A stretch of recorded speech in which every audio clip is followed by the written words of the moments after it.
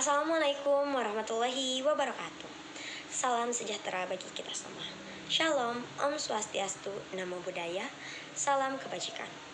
Yang terhormat Ibu Dr. Cucun Sunaingsi SPD MPD, selaku dosen pengampu mata kuliah pengelolaan pendidikan, serta teman-teman yang saya banggakan.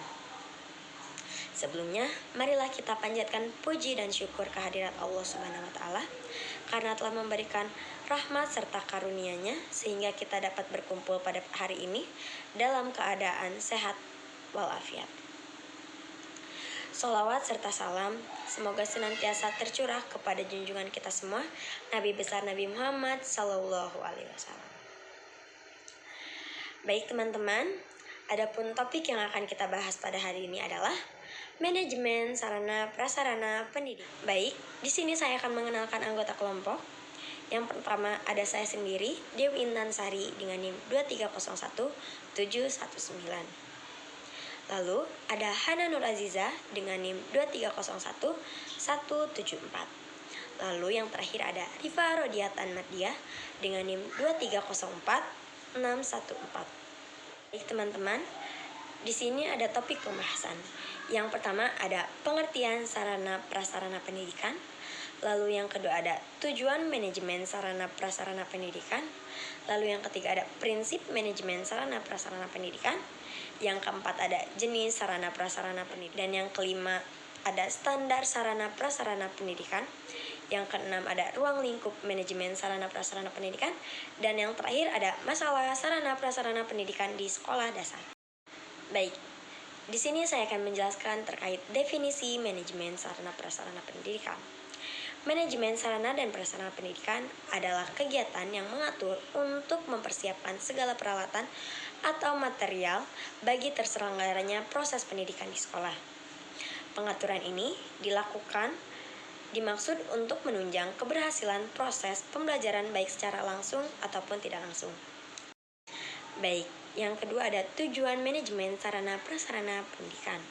Tujuan manajemen sarana prasarana pendidikan ini ada 3.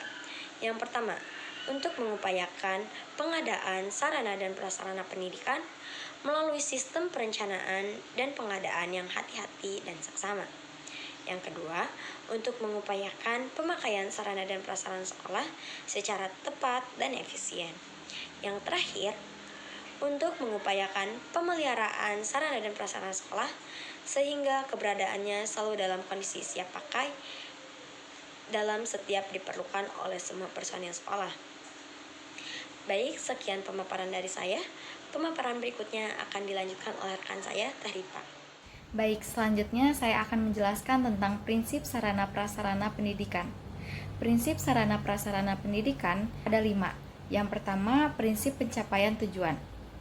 Pada dasarnya, manajemen sarana dan prasarana pendidikan dilakukan dengan maksud agar semua fasilitas sekolah dalam kondisi siap pakai.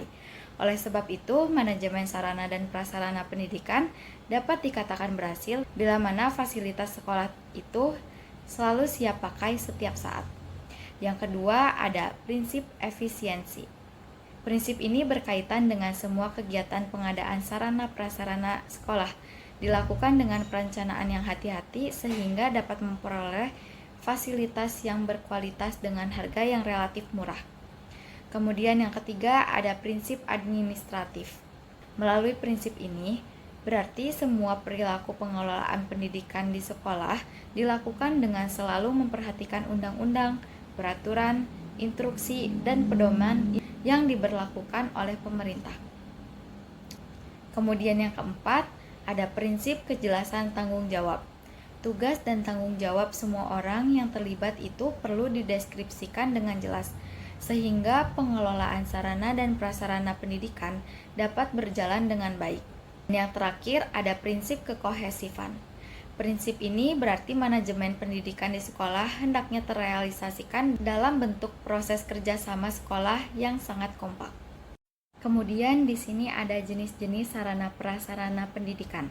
Jenis sarana prasarana pendidikan apabila dilihat dari habis atau tidaknya dipakai, ada 2 macam sarana pendidikan, yaitu yang pertama sarana pendidikan yang habis dipakai. Sarana pendidikan yang habis dipakai adalah segala bahan atau alat yang apabila digunakan bisa habis dalam waktu yang relatif singkat. Contohnya kapur tulis, beberapa bahan kimia untuk praktik guru dan siswa, tinta komputer, bola lampu, dan masih banyak lagi. Kemudian yang kedua, sarana pendidikan yang tahan lama. Sarana pendidikan tahan lama adalah keseluruhan bahan atau alat yang dapat digunakan secara terus-menerus dalam waktu yang relatif lama. Contohnya bangku sekolah, mesin tulis, atlas, globe, dan beberapa peralatan olahraga. Kemudian jenis sarana pendidikan ditinjau dari bergerak atau tidaknya pada saat digunakan. Ada dua macam sarana pendidikan, yaitu yang pertama, sarana pendidikan yang bergerak. Sarana pendidikan yang bergerak adalah sarana pendidikan yang bisa digerakkan atau dipindahkan sesuai dengan kebutuhan pemakainya. Contohnya lemari arsip sekolah, bangku sekolah, dan masih banyak lagi. Yang kedua, sarana pendidikan yang tidak bisa bergerak. Sarana pendidikan yang tidak bergerak adalah semua sarana pendidikan yang tidak bisa atau relatif sangat sulit untuk dipindahkan. Misalnya, saluran dari perusahaan daerah air minum atau yang sering kita sebut dengan PDAM. Kemudian, jenis sarana pendidikan ditinjau dari hubungannya dengan proses pembelajaran itu dibedakan menjadi 3 klasifikasi. Yang pertama, alat pelajaran. Alat pelajaran adalah alat yang digunakan secara langsung dalam proses belajar mengajar. Misalnya buku, alat peraga, alat tulis, dan alat praktik. Kemudian yang kedua, alat peraga. Alat peraga adalah alat bantu pendidikan dan pengajaran. Dapat berupa perbuatan-perbuatan atau benda-benda yang mudah memberikan pengertian kepada anak didik, berturut-turut dari yang abstrak sampai yang konkret. Kemudian yang ketiga, media pengajaran. Media pengajaran adalah sarana pendidikan yang digunakan sebagai perantara dalam proses mengajar untuk lebih mempertinggi efektivitas atau efisiensi dalam mencapai tujuan pendidikan. Ada 3 jenis media, yaitu media audio, media visual, dan media audiovisual.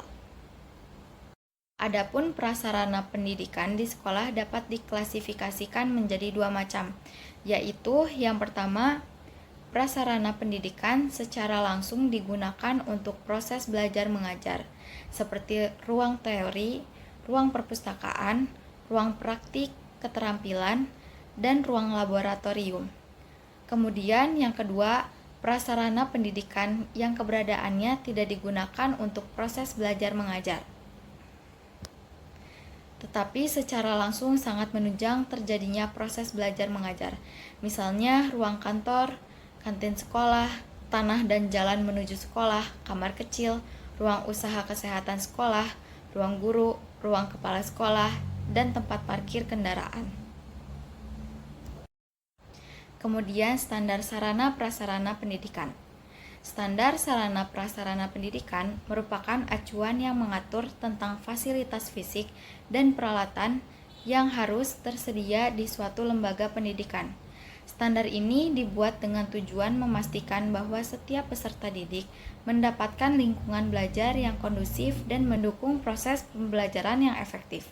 Standar sarana dan prasarana pendidikan mencangkup beberapa aspek, antara lain ruang kelas, laboratorium, perpustakaan, ruang guru, kantin, toilet, lapang olahraga, ruang UKS, aksesibilitas, dan yang terakhir, teknologi. Baik, terima kasih atas kesempatannya. Selanjutnya, kita akan membahas mengenai ruang lingkup manajemen sarana prasarana pendidikan.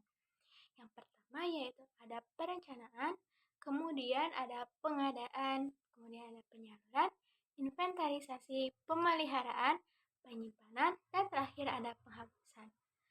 Sekarang, yuk kita bahas satu-satu mengenai ruang lingkup tersebut. Baik, yang pertama ada perencanaan. Perencanaan sarana dan prasarana pendidikan ataupun sekolah dapat didefinisikan sebagai keseluruhan proses perkiraan secara matang mengenai rancangan pembelian, pengadaan, rehabilitas, distribusi, ataupun pembuatan peralatan dan perlengkapan yang sesuai dengan kebutuhan oleh sekolah. Dalam proses perencanaan, hendaknya melewati tahap-tahap berikut. Yang pertama yaitu ada penyusunan daftar kebutuhan, estimasi biaya, menetapkan skala prioritas, dan terakhir ada penyusunan rencana pengadaan. Baik, selanjutnya yaitu ada pengadaan sarana dan prasarana pendidikan. Apa sih itu? Jadi, pengadaan sarana dan prasarana pendidikan adalah kegiatan penyediaan semua jenis sarana dan prasarana sesuai dengan kebutuhan dalam rangka mencapai tujuan pendidikan yang telah ditetapkan sebelumnya.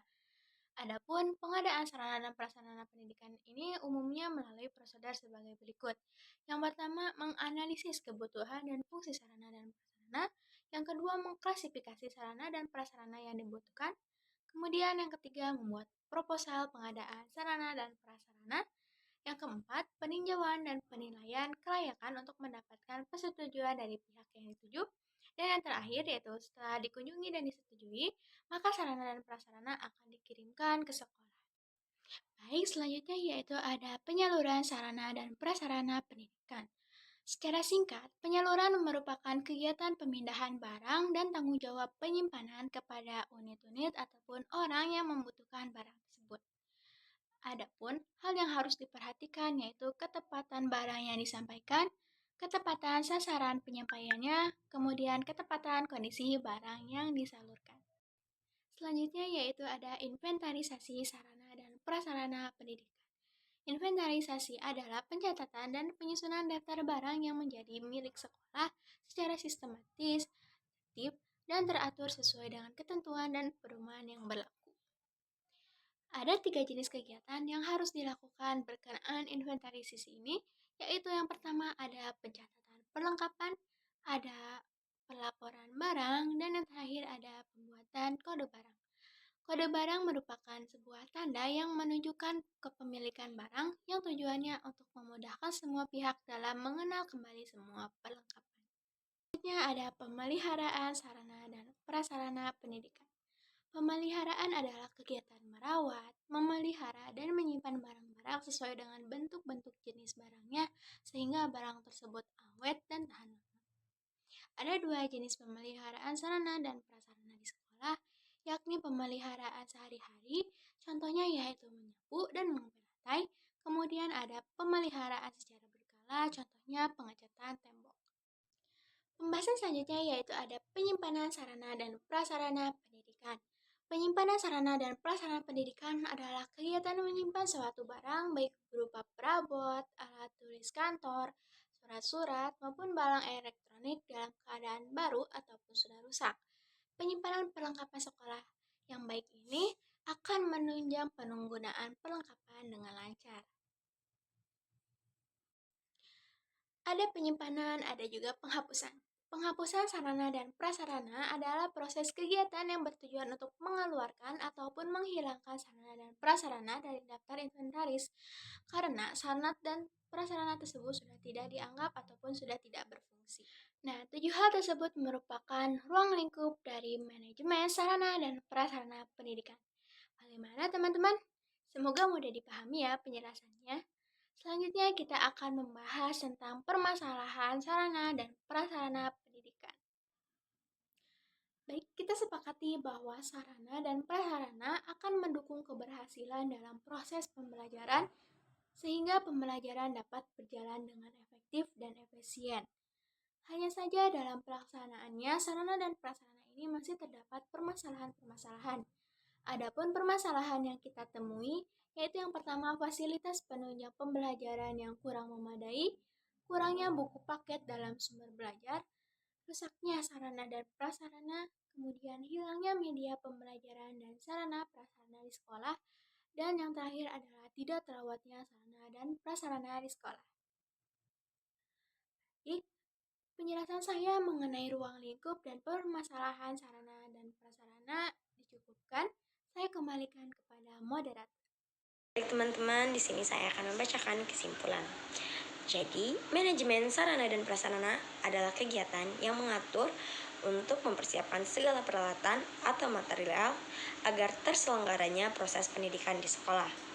Pengaturan ini dilakukan untuk menunjang keberhasilan proses pembelajaran baik secara langsung maupun tidak langsung.